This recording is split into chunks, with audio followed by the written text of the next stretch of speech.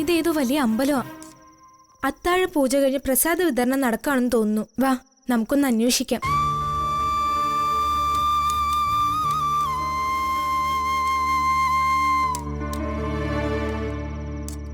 ചേച്ചി, ഇവിടെ പ്രസാദം വാങ്ങാൻ പണം കൊടുക്കണോ? വേണ്ട കുഞ്ഞെ, നേദ്യച്ചോറും പായസവും ആർക്കും വാങ്ങി കഴിക്കാം. കുഞ്ഞു ചെന്ന് വാങ്ങിച്ചോ.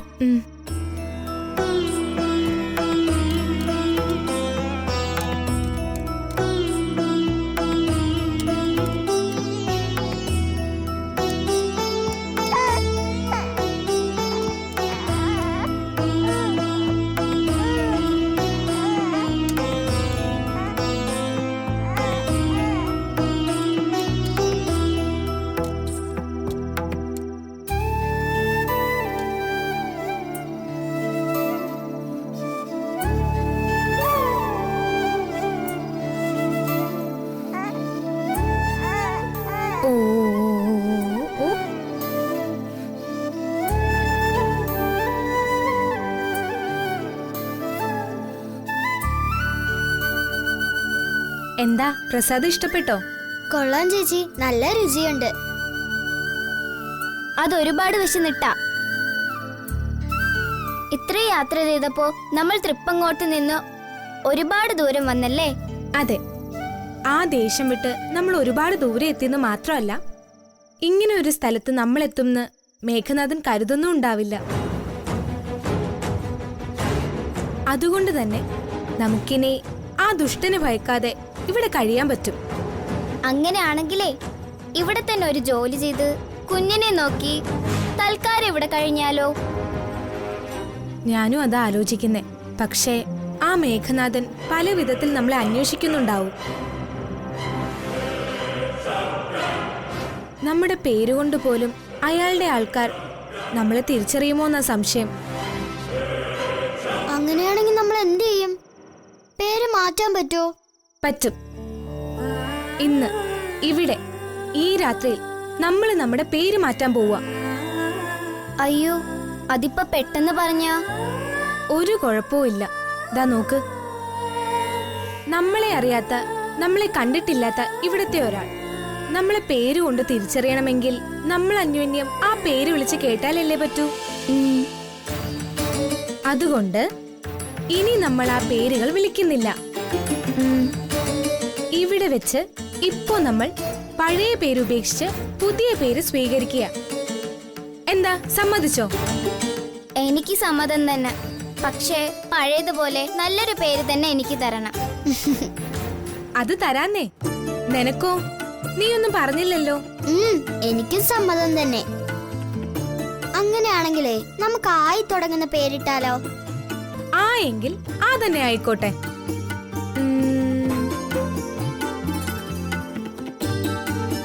ആ, നിന്റെ പേര് ആര്യ. ഇഷ്ടപ്പെട്ടോ? ആര്യ കൊള്ളാം, ഇഷ്ടപ്പെട്ടു. എനിക്ക് സമ്മതം. നീ ആരതി. എന്താ? ആ, അതും കൊള്ളാം ചേച്ചി, ആരതി. അപ്പ ചേച്ചിക്കോ? എന്താ ആ വച്ചുള്ള പേരില്ലേ? ഞാൻ ഇന്നു മുതൽ അഞ്ജലിയ. അച്യുതെന്ന് പേരുറപ്പിക്കവന്, നമ്മുടെ കുഞ്ഞച്ചൂട്ട്. എല്ലാ പേര് സമ്മതമാണെങ്കിൽ രണ്ടാൾക്കും കൈയടിക്കാം. അത് കഴിഞ്ഞ് നമ്മൾ ഈ രാത്രി ഇവിടെ തന്നെയാ കിടന്നുറങ്ങുന്നതും. എന്താ, സമ്മതമാണോ?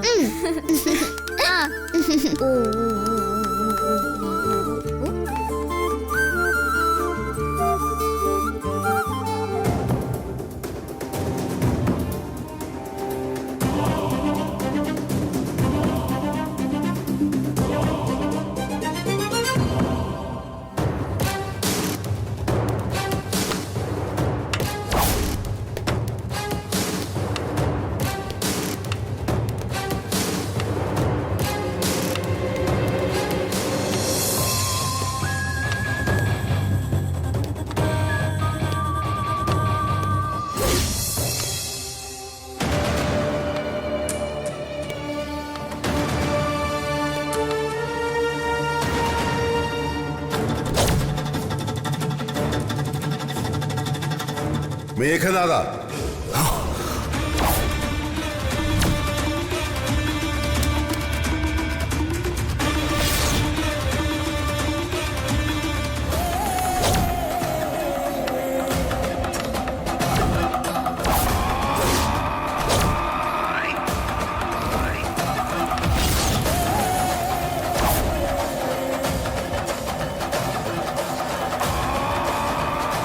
എന്താണ് മേഘനാഥ?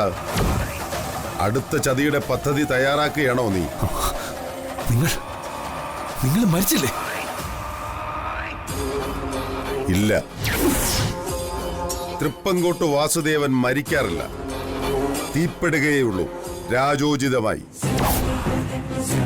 പക്ഷേ നീ എനിക്കായി വിരിച്ച മരണക്കിടക്ക ജലം കൊണ്ടുള്ളതായിരുന്നു. ഞാൻ അതുകൊണ്ട് തന്നെ നീന്തി രക്ഷപ്പെട്ടു വന്നു, നിന്നെ ഒന്ന് കാണാൻ. എന്തിനാ? വെറുതെ ഒരു രസത്തിന്. നീ നന്മയുള്ളവനാണെന്ന് കരുതി എന്റെ ജീവനുകളിൽ ഒന്നിനെ നിനക്ക് ഞാൻ കൈപിടിച്ചേൽപ്പിച്ചു.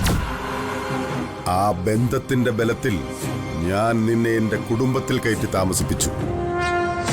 അപ്പോഴും വിഷം പേറുന്ന ഒരു മഹാസർപ്പമാണ് നീ എന്ന് ഞാൻ സ്വപ്നത്തിൽ പോലും കരുതിയില്ല. അതെന്റെ പിഴ. ആ പിഴവിന് നൽകേണ്ടി വന്ന വിലയായിരുന്നു എന്റെ മകളുടെ മരണം.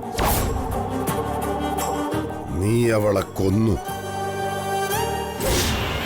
അതിനെനിക്ക് പകരം വീട്ടണം. അതിനാണ് ഈ പുനർജന്മം.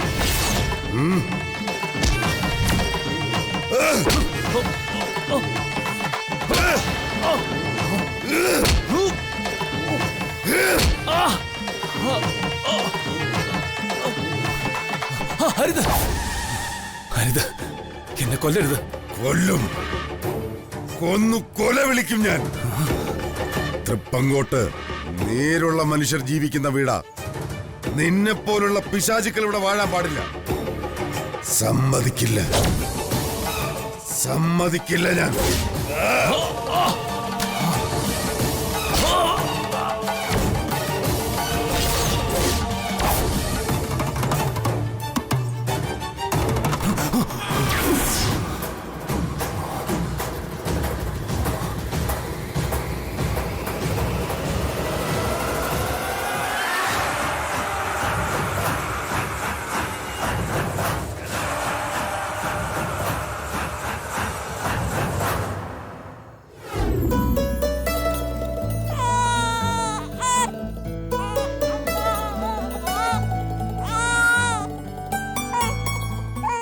ചേച്ചി, അല്ല അഞ്ജലി ചേച്ചി, നമ്മള് സുഭദ്രാമ്മയുടെ കൂടെ പാടുന്ന ആ പാട്ടില്ലേ, ഇപ്പൊ നമുക്ക് ആ പാട്ട് പാടിയാലോ? അച്ചൂട്ടന് ഉറങ്ങാൻ ആ പാട്ട് കേട്ടാ എളുപ്പമായിരിക്കും. ശരി, എങ്കി പാടിക്കോ. ശബ്ദം കുറച്ചു മതി.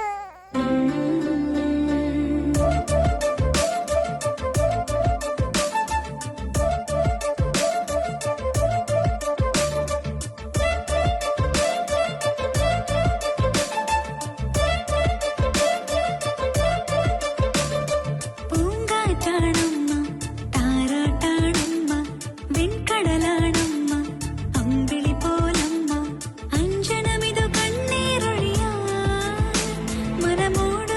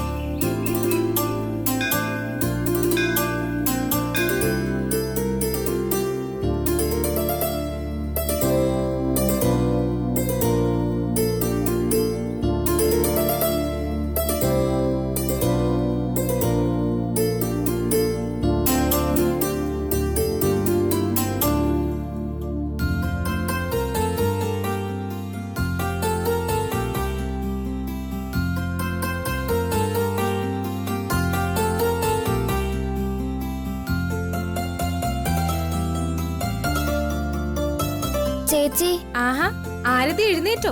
ആന ഉറക്കായിരുന്നല്ലോ രാത്രി മുഴുവൻ. ചേച്ചി വിശക്കുന്നു. ഉം. മോളാദ്യം സൗഭാഗ്യെ അല്ലല്ല നമ്മുടെ ആര്യമോളെ തട്ടി ഉണർത്ത്. ഉം. കടകളൊക്കെ ഇപ്പൊ തുറക്കും. നമ്മുടെ കയ്യിൽ സ്വർണ്ണം ഉണ്ടല്ലോ.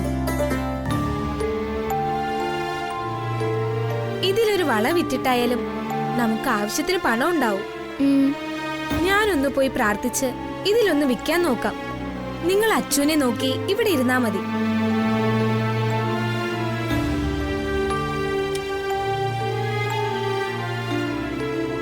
ആര്യേ, ആര്യേ എണീക്ക്, എണീക്ക് ആര്യേ.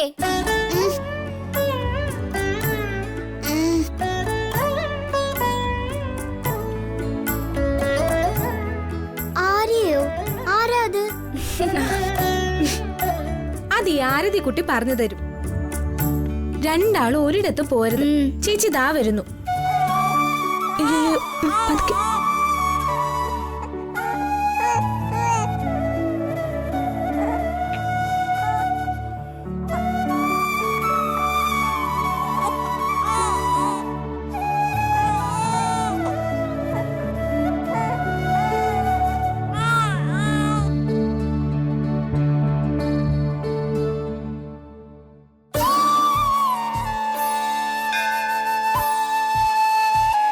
എന്റെ ഈശ്വര, കുടുംബത്തിലെ ആർക്കും കൈമാറാൻ പാടില്ലാത്ത ആഭരണങ്ങളാ ഇത്.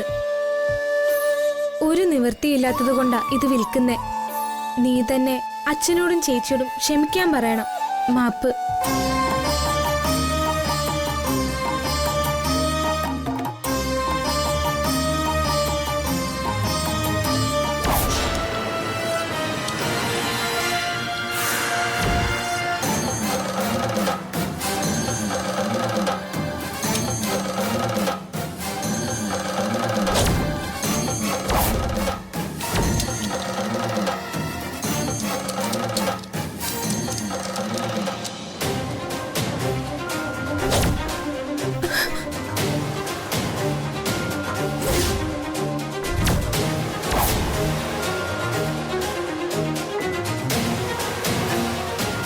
മക്കളെ, എല്ലാം കൂടി ഇതിനകത്തിട്ടാട്ടെ.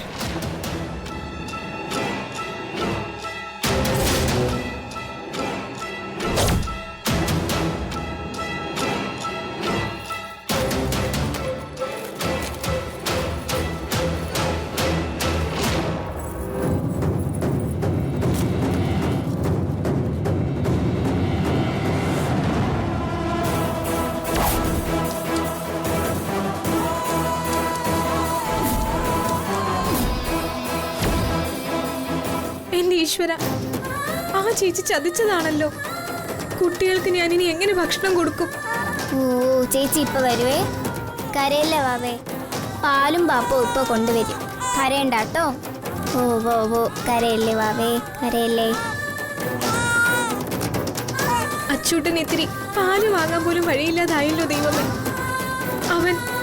അവൻ എങ്ങനെ വിശപ്പ് താങ്ങും? ഓ ഓ.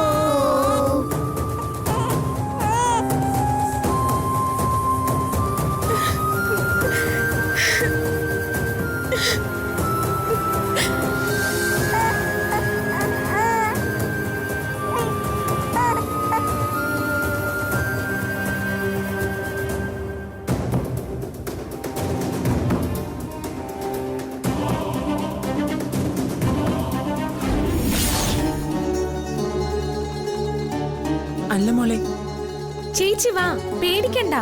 ഞാനല്ലേ വിളിക്കുന്നേ. വാ വാ. അല്ല മോളെ, സുഭദ്ര കുഞ്ഞറിയാതെ. അതിന് ഞാൻ മോഷ്ടിക്കുന്നുമല്ലല്ലോ. അമ്മ മധുരയിൽ പോയതുകൊണ്ടല്ലേ. തിരിച്ചു വരുമ്പോ ഞാൻ നേരിട്ട് പറഞ്ഞോളാം. ചേച്ചിക്ക് കല്യാണത്തിനിടാൻ ഞാനൊരു മാല എടുത്തു തന്നൂന്ന്. എന്താ അപ്പൊ തീരില്ലേ ഈ പ്രശ്നങ്ങളൊക്കെ?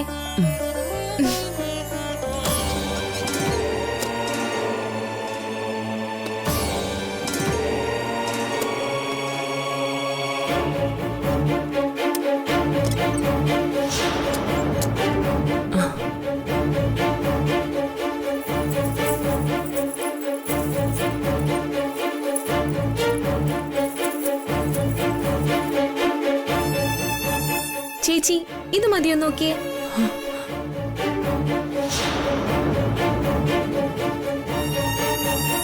അല്ല കുഞ്ഞെ, ഇത്രയും വലുതൊക്കെ എന്താ ഇവിടെ?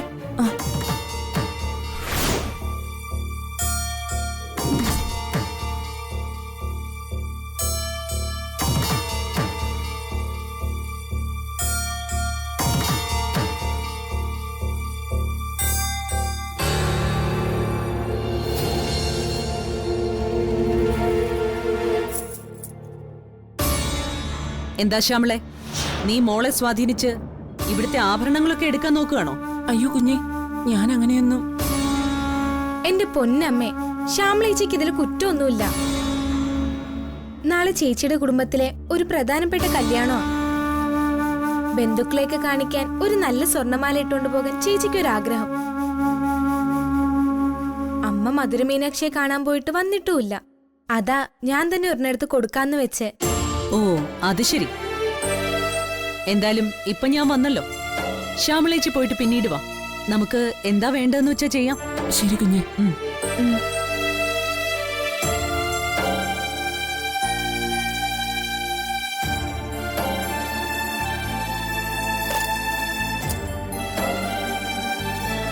ആ, നീങ്ങുവാ. മീനാക്ഷി അമ്മയുടെ കുങ്കുമം തൊടട്ടെ ഞാൻ.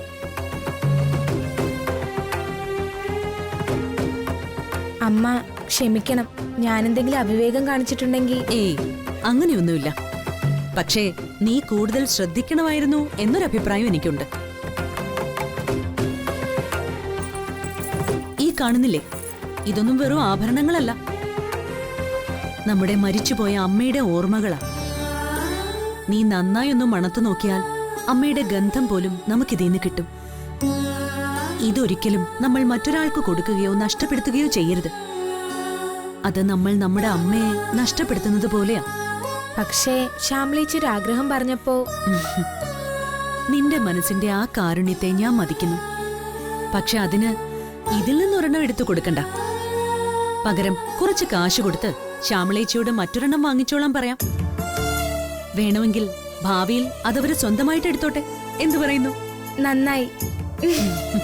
എന്റെ അമ്മയാണ് യഥാർത്ഥ അമ്മ. ഏയ്, ഞാനല്ല, നമ്മുടെ അമ്മയാണ് യഥാർത്ഥ അമ്മ.